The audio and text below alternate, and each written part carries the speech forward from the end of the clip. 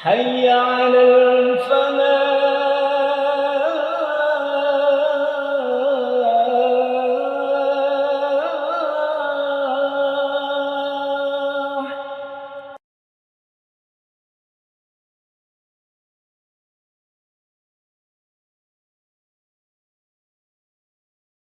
Assalamualaikum warahmatullahi wabarakatuh.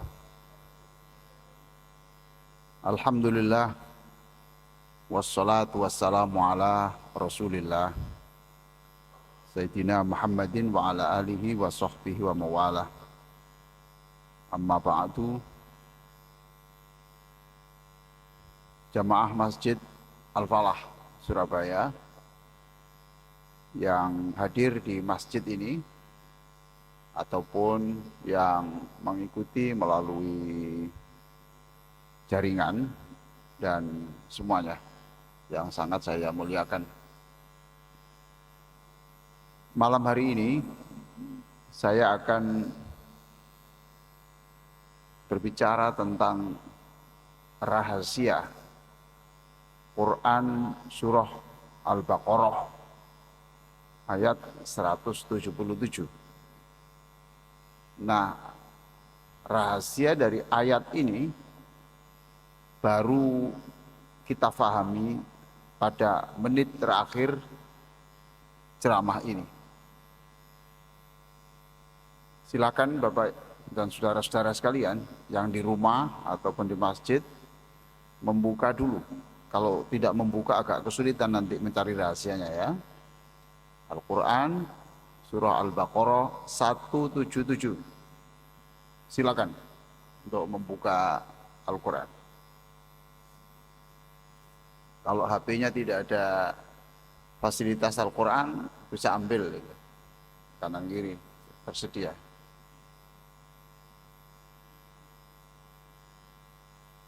Baik, saya baca ya. A'udzu billahi minasy syaithanir rajim. Bismillahirrahmanirrahim. Laisal birra an tuwallu wujuhakum qibala al-masyriqi wal maghribi walakinnal birra man amana billah ولكن البر من آمن بالله والملائكة والكتاب والنبيين وآتى المال على حبه ذوي القربى واليتامى والمساكين وابن السبيل والسائلين وفي الرقاب وأقام الصلاة وآتى الزكاة والموفون بعهدهم إذا عاهدوا والصابرين في البأساء والضراء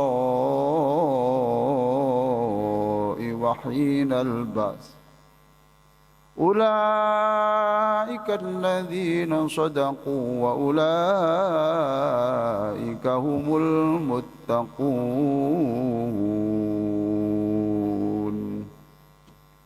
Kebajikan itu bukanlah kamu menghadapkan wajahmu ke arah timur dan ke arah barat.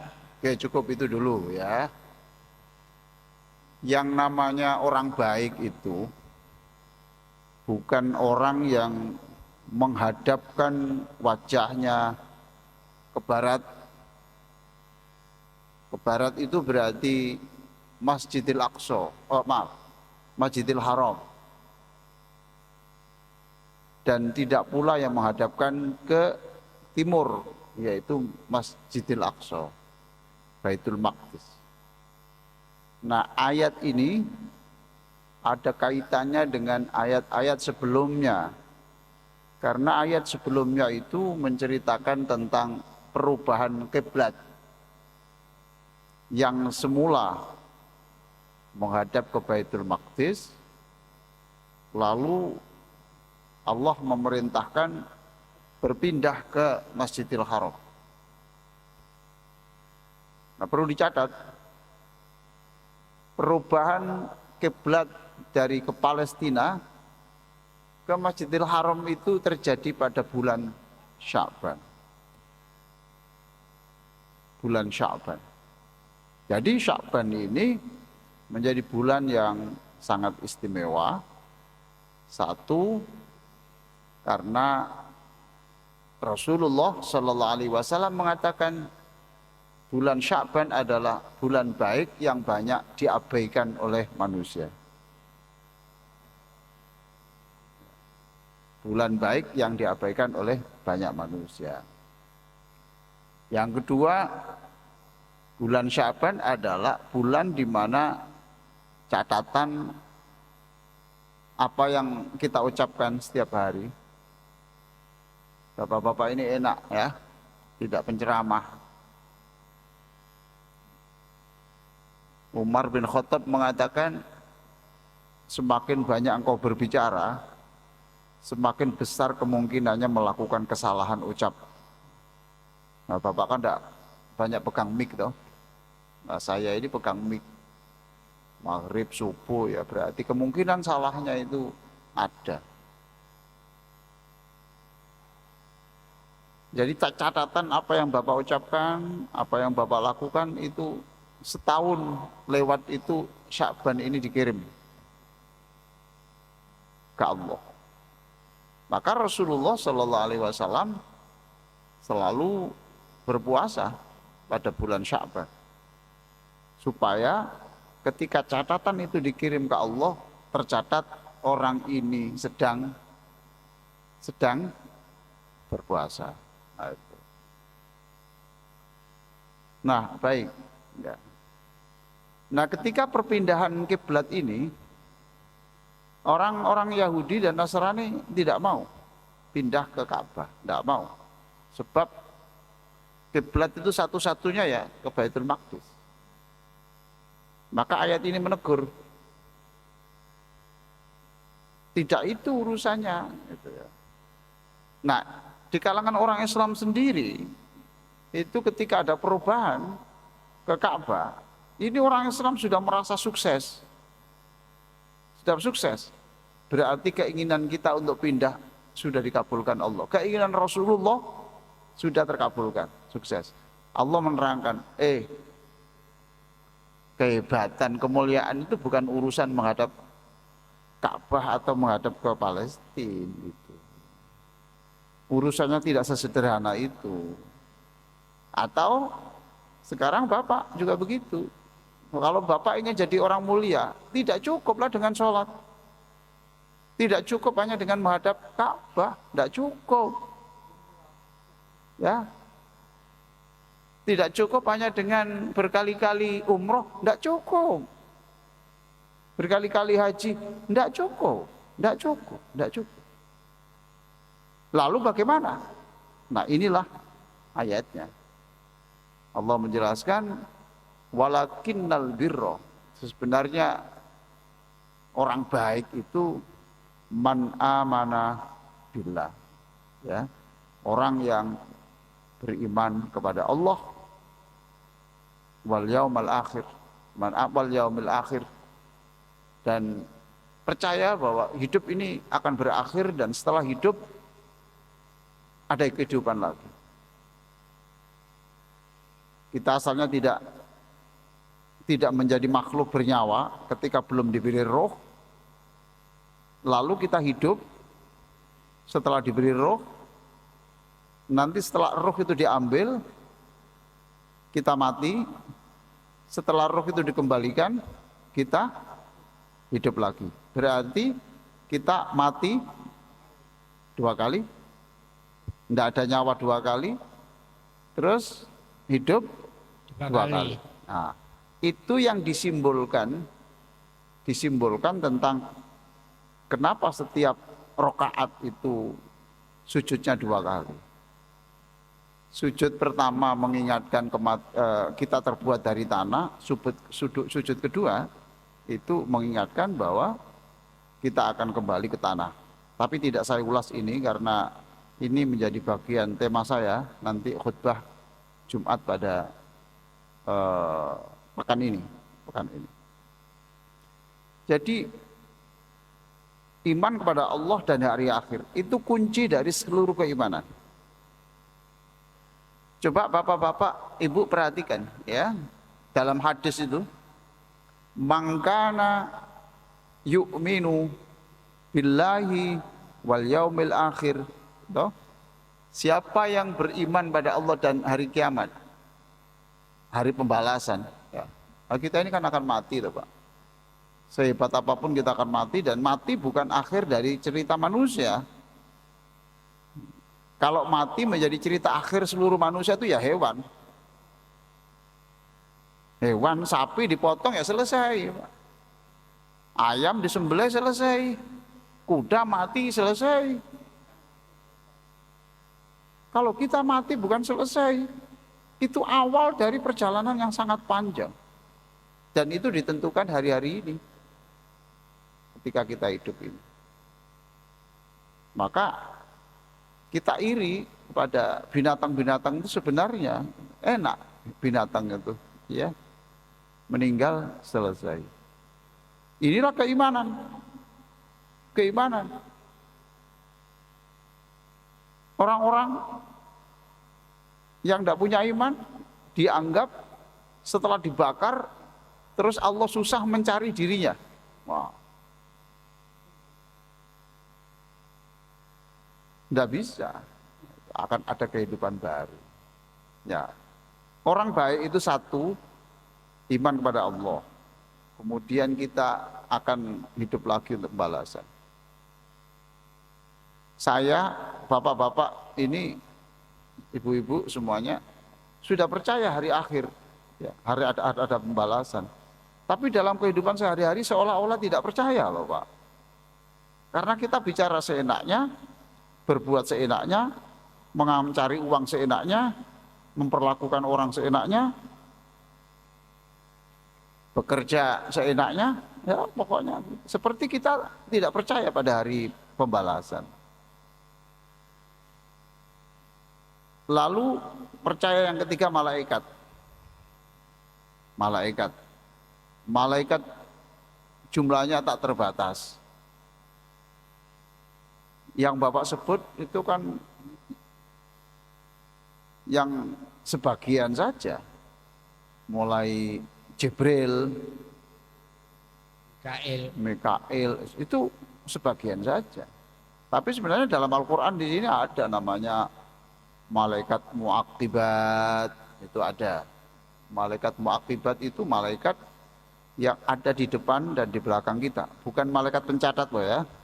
Bukan malaikat pencatat perbuatan kita. Bukan. Tapi malaikat muaqibat itu malaikat yang diutus Allah untuk menjaga kita. Supaya tidak terjadi bencana. Supaya tidak ada bencana.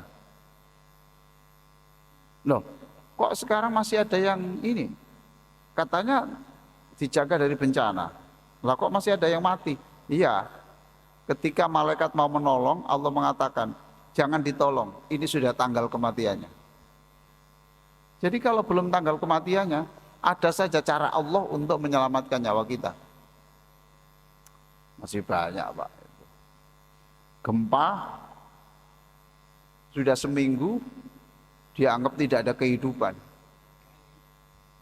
Digali ternyata di bawah meja itu ada seorang wanita yang berada di bawah meja sehingga reruntuhan itu tidak mengenai dirinya, dan itu ketika itu di dapur, jadi 2 minggu saya bertahan. Siapa yang memasang meja itu? Ya malaikat ini. Siapa yang menggiring dia sampai ke lorong meja? Ya malaikat, namanya malaikat muaqibat. Itu dalam surat Ar-Ra'd. Lahu muaqibatum min baini yadayhi wa min khalfihi yahfazunahu min amrillah. Mereka menjaga sesuai dengan perintah Allah. Ketika mati, selesai. Ya banyak lah Pak itu. Pesawat mau jatuh, ternyata pas landingnya di tepi pantai, itu kapalnya saja yang pesawatnya aja rusak, tapi manusianya selamat. Siapa yang mengirim itu? Allah, tetapi menyuruh malaikat, namanya malaikat siapa? Muaqibat. Namanya Muaqibat. Ada lagi malaikat yang Jabaniyah. apa? Jabaniyah.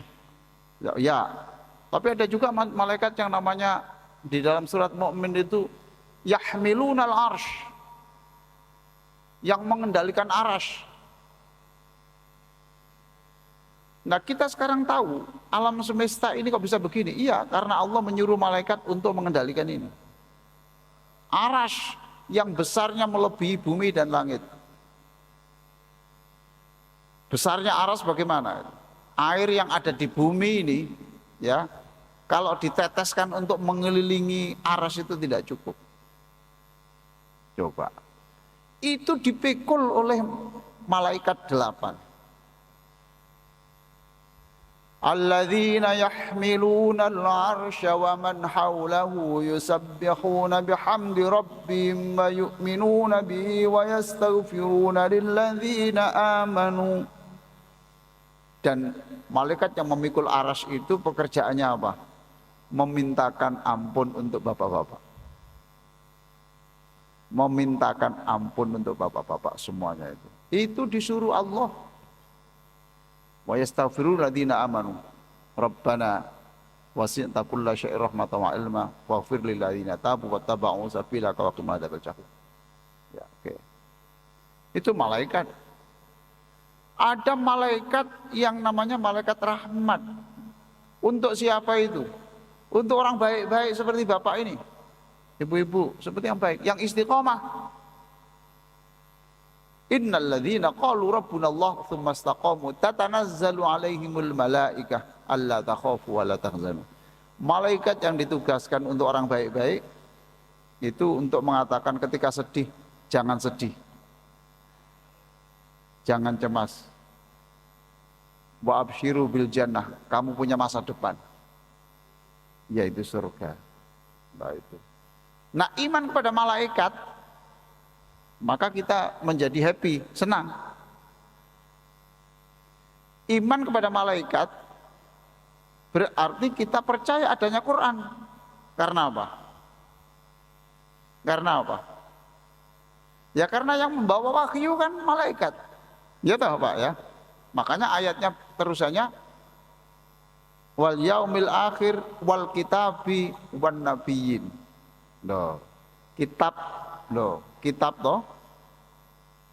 Percaya malaikat berarti percaya kitab. Kita percaya malaikat berarti percaya Jibril yang bagian membawa kitab, menyampaikan wahyu. Nah, kalau kita sudah percaya kitab, wahyu diberikan kepada siapa?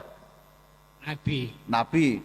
Berarti percaya kepada nabi. Ayat berikutnya wal kitabi wan nabiyyin.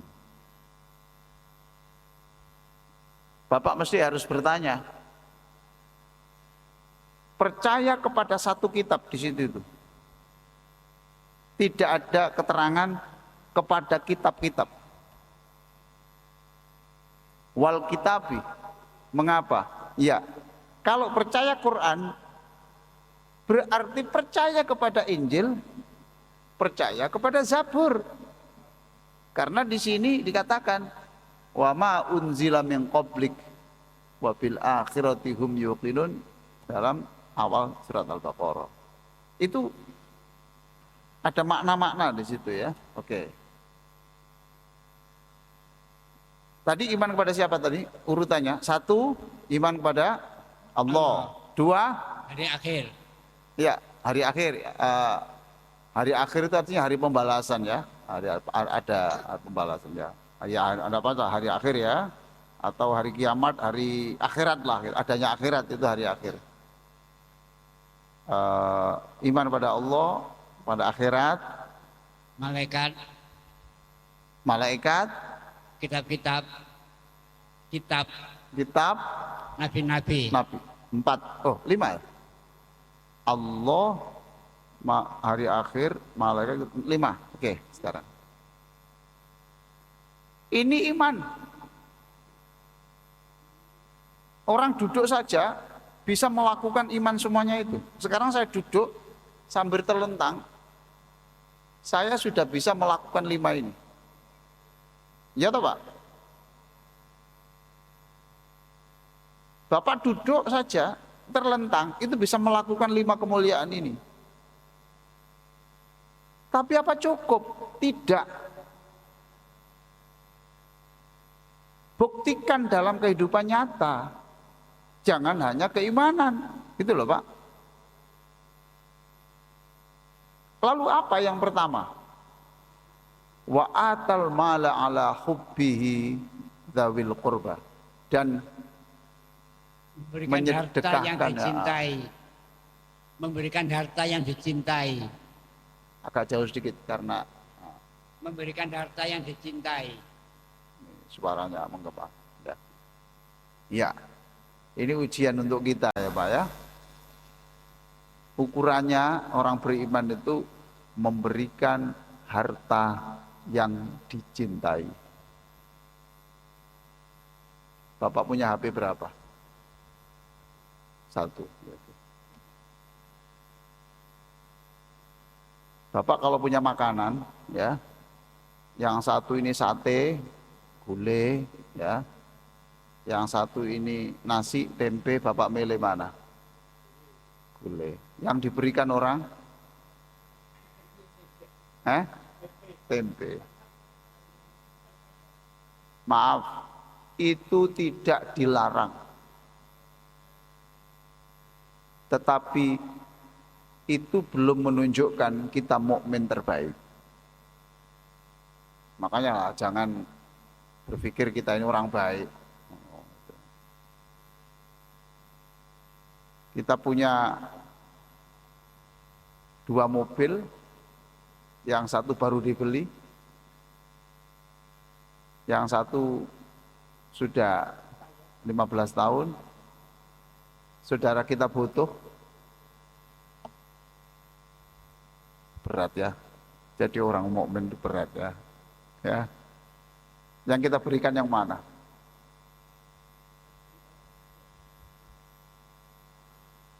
Tidak dilarang, Pak. Tapi kita harus sadar bahwa kita belum menjadi orang terbaik loh. Nah, bandingkan dengan Abu Bakar. Abu Bakar itu ketika memilihkan Nabi untuk hijrah, itu dipilihkan unta yang terbaik dan termahal. Tetap dapat pahala Pak, walaupun Bapak memberikan mobil yang lebih jelek tadi, tetap orang itu menjadikan orang itu senang dan dia bisa berdagang lewat itu ya senang, tapi ya itu belum kemuliaan yang tertinggi. Untuk siapa? Satu, untuk kerabat terdekat loh Pak.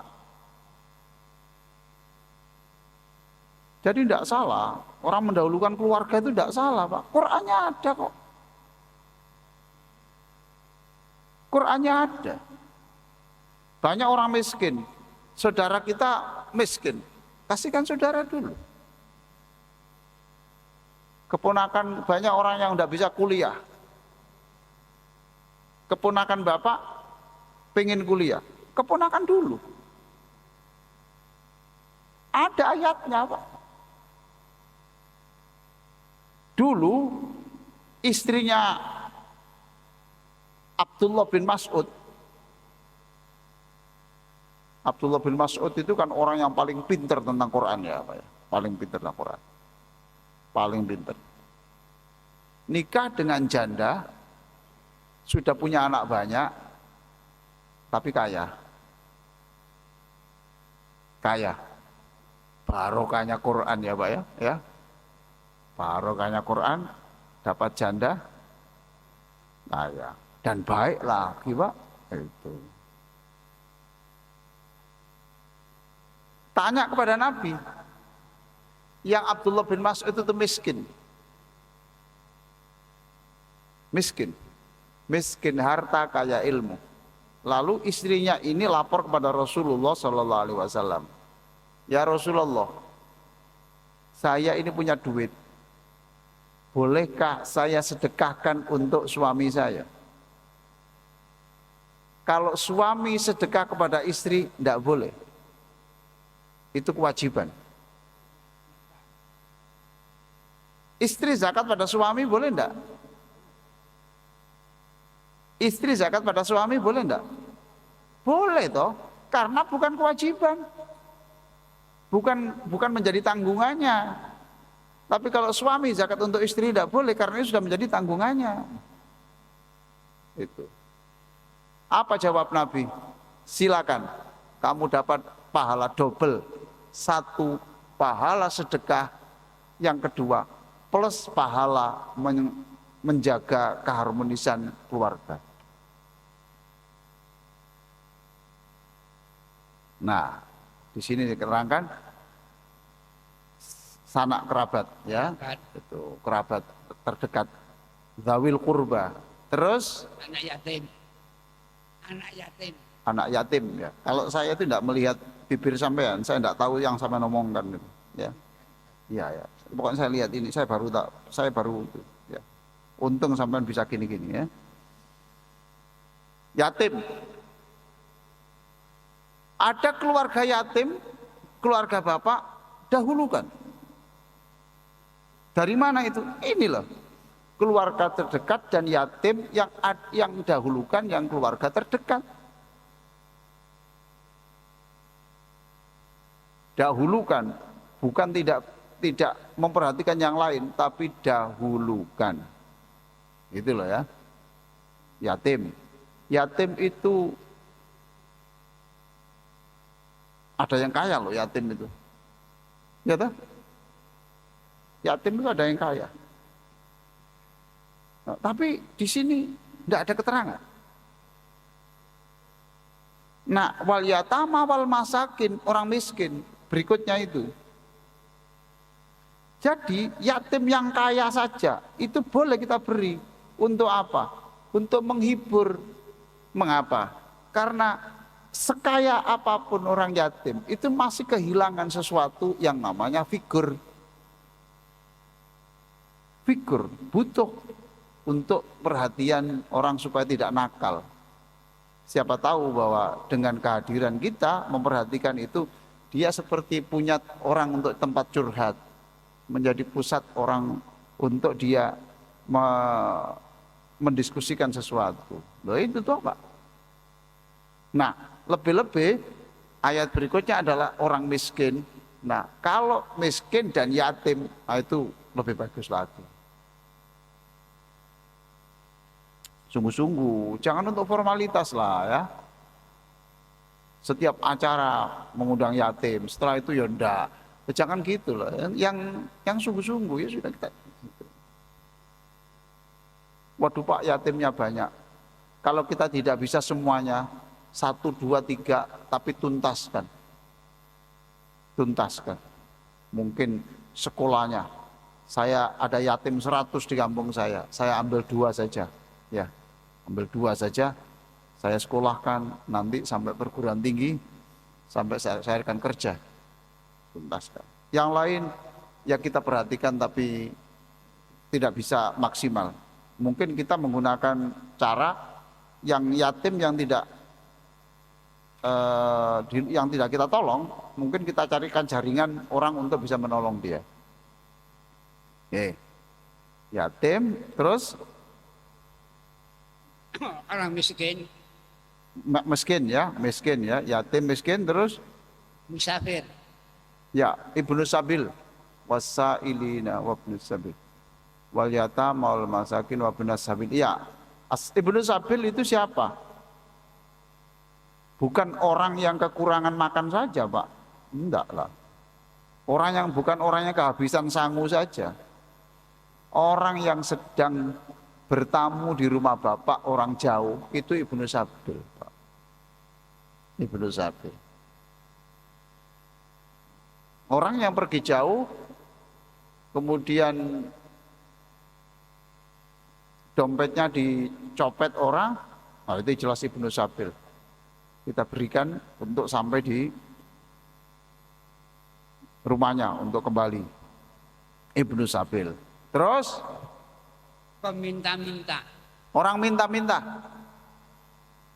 Sebetulnya meminta gitu aja. Kenapa kok peminta-minta itu? Apa bedanya peminta dan peminta-minta? Apa bedanya? Kalau peminta-minta itu profesinya meminta. Paham toh? Kalau peminta itu tidak menjadi profesi, tetapi suatu saat dia minta.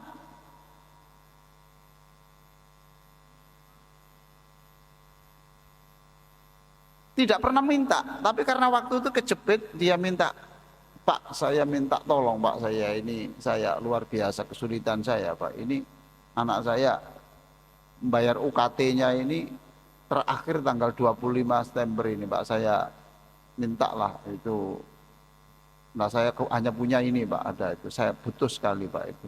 Ya, loh itu peminta, bukan peminta-minta, paham toh? Kalau peminta-minta itu pengemis. Nah pengemis dalam Islam itu ada aturannya. Kalau orang itu meminta-minta dan itu lebih dari kebutuhan makan dan minum, yang dimakan itu haram.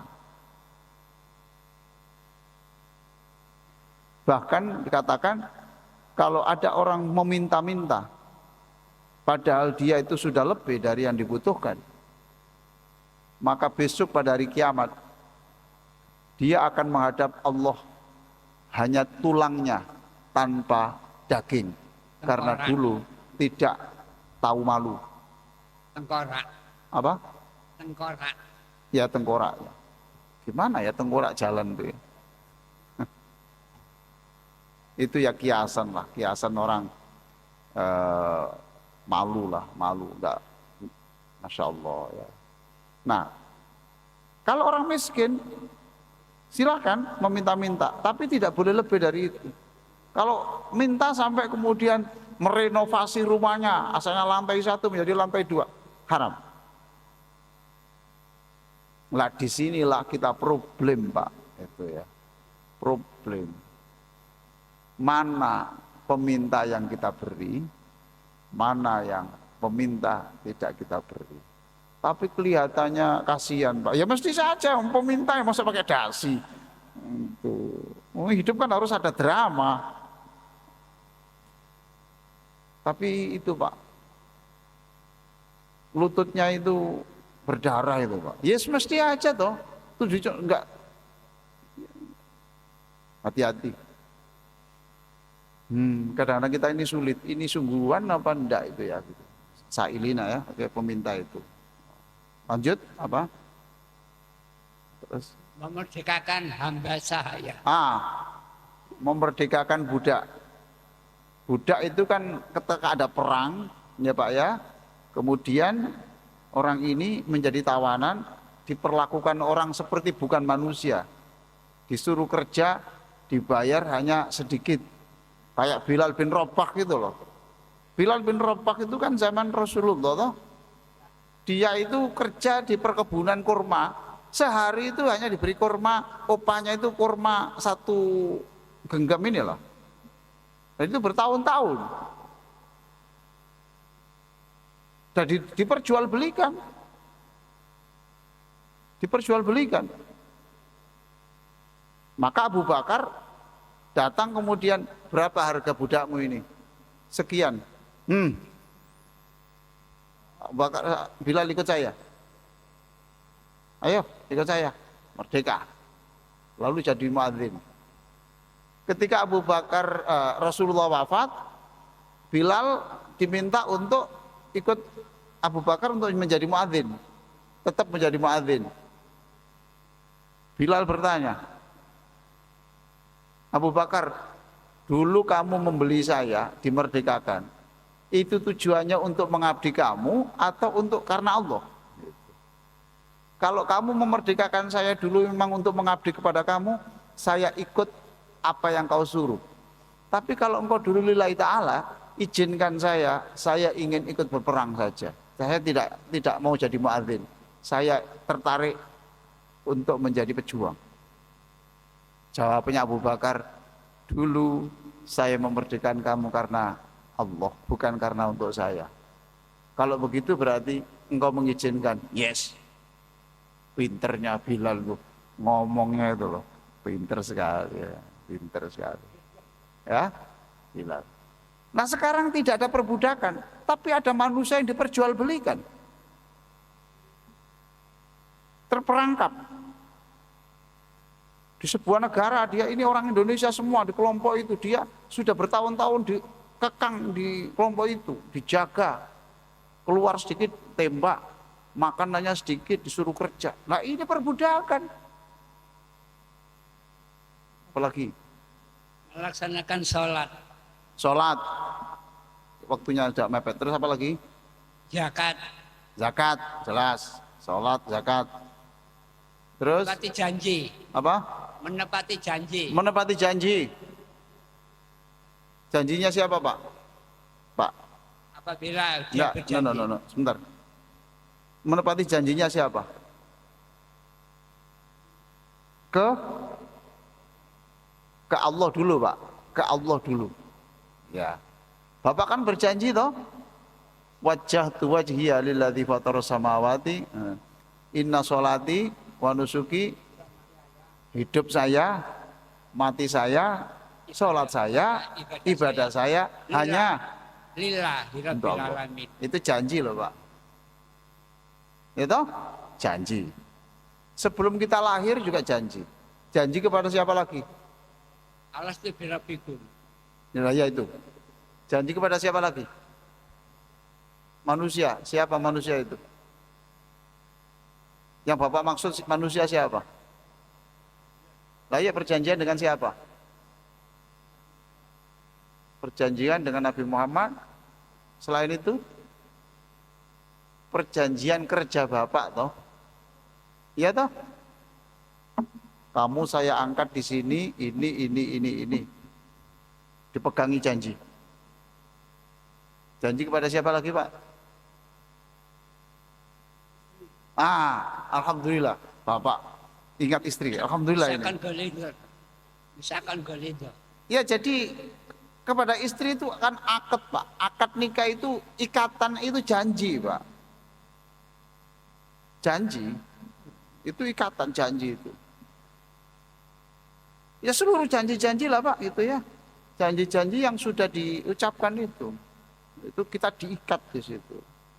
Makanya saya selalu katakan, kamu kerjaan di mana? Di pabrik. Ya, oke, itu. Janjimu kerjanya jam berapa? Ini sampai ini.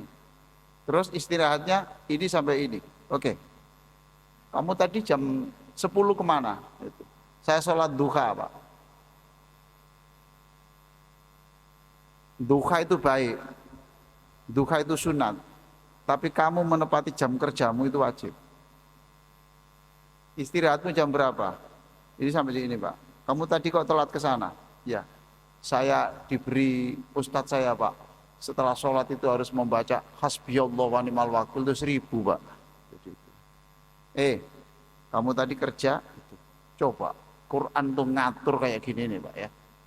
Tidak ada SDM tidak baik, tidak ada. Karena dia komitmen pada kerja. Orang kesulitan ekonomi itu seringkali ya karena akhlaknya Pak. Bukan hanya karena potensinya Pak. Tapi karena akhlaknya, janji. Terus? Sabar dalam kemelaratan. Oke, sabar menghadapi kesulitan ekonomi. Wadorro, sabar karena penyakit. Wahinal ba'as, dan ketika dalam perjuangan. Coba sekarang. Tolong Mas Sugeng menghitung. Berapa itu? Berapa poin itu? Berapa poin kebajikan di situ? Di dalam ayat itu, tolong Bapak-bapak menghitung. Berapa Pak? Dihitung.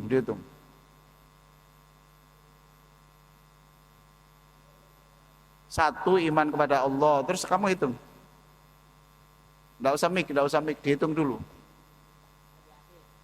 Lah ya kamu sama hitung. Mosok Pak. Ayo. Bapak karek ngitung repot. Hah? Coba lah sekarang kita hitung ya. Orang baik itu satu, orang yang beriman kepada Allah. Dua kepada malaikat. Tiga, oh ya, hari akhir, akhirat. Kemudian malaikat, kitab, nabi. 5. Terus memberikan harta kepada yang dicintai kepada sanak kerabat. Terus yatim, miskin, musafir, peminta. Lu sudah 10. Berapa?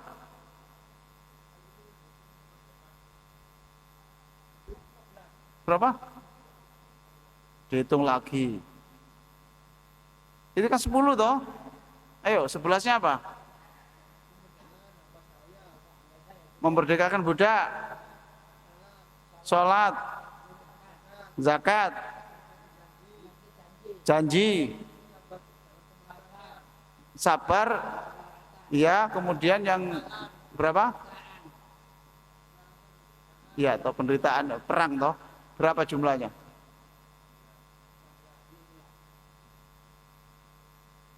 Tak cocok, Pak. Ini tuh ngenyang-nyangan nih. Tapi Bapak betul 17. Perhatikan di sini, bicara kiblat itu bicara soal sholat, dan ternyata ini isinya 17 poin kemuliaan, dan 17 poin kemuliaan itu adalah jumlah rakaat dalam sehari. Nah, ini rahasianya gitu. Finish. Ya, saya kira begitulah. Makanya saya katakan rahasianya adalah pada menit terakhir ceramah saya. Allahumma sholli ala sayyidina Muhammad wa ala alihi wa sahbihi ajma'in walhamdulillahirabbil alamin. Allahumma inna ala dzikrika wa syukrika wa husni ibadatik walhamdulillahirabbil alamin. Wassalamualaikum warahmatullahi wabarakatuh.